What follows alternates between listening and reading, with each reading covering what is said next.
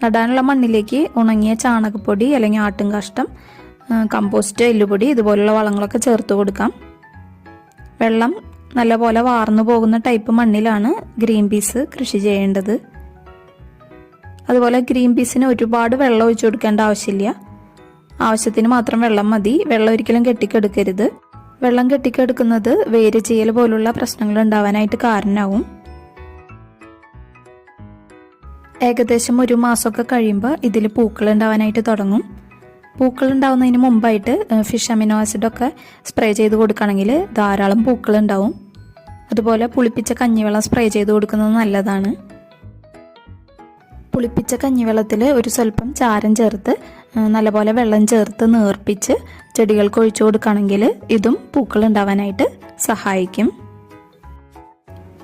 അതുപോലെ കടലപ്പിണ്ണാക്കും വേപ്പൻ പിണ്ണാക്കും ഒക്കെ നമുക്ക് വള